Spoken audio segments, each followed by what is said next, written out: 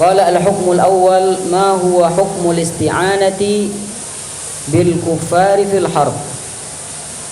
Apa hukumnya minta bantuan dengan orang kafir dalam peperangan?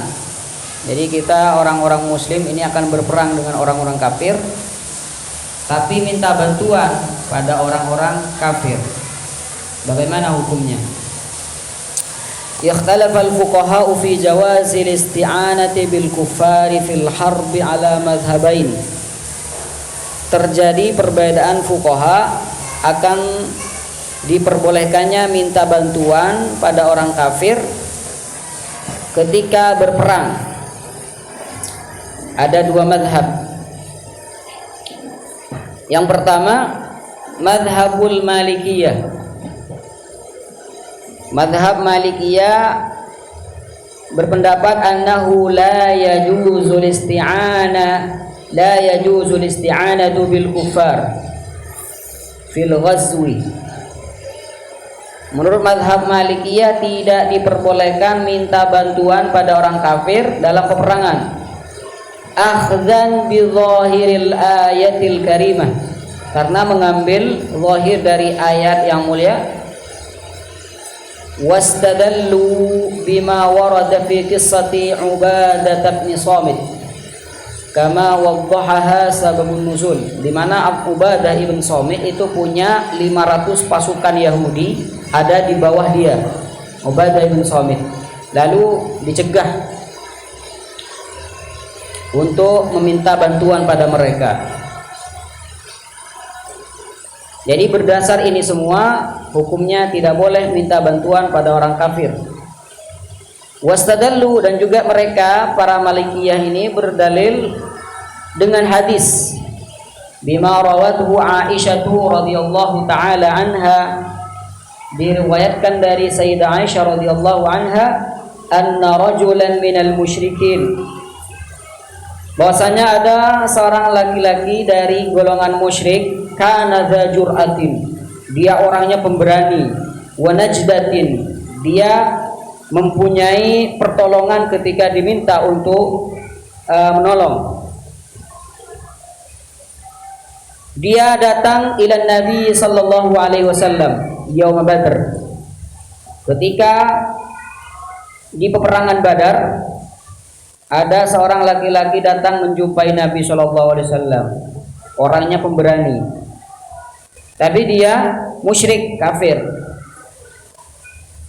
Kenapa dia datang pada Nabi sallallahu alaihi wasallam? Yastadinuhu fi ayyuhariba ma'ahu, dia minta izin pada Nabi sallallahu alaihi wasallam agar dia bisa berperang bersama Nabi sallallahu alaihi wasallam. Lalu apa tanggapan dari Nabi sallallahu alaihi wasallam? Faqal, lalu Nabi sallallahu alaihi wasallam bersabda lahu, irji' falan asta'ina bi musyrik, pulang. Nah, balik. Lan asta'ina bi musyrik, saya tidak akan minta bantuan pada orang musyrik, kata Nabi sallallahu alaihi wasallam. Berarti sudah jelas di sini bahwasanya tidak boleh minta bantuan pada orang musyrik. Ini pendapatnya Malikiyah.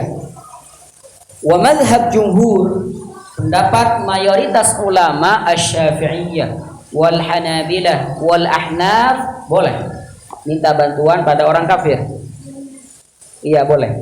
Qalu, mereka semua jumhur Syafi'iyah, Hanabilah, Al-Ahnaf, semuanya berpendapat yajuzul isti'anatu bil kufari fil harb, boleh hukumnya minta bantuan pada orang kafir saat peperangan, tapi bisyaratain, ada dua syarat.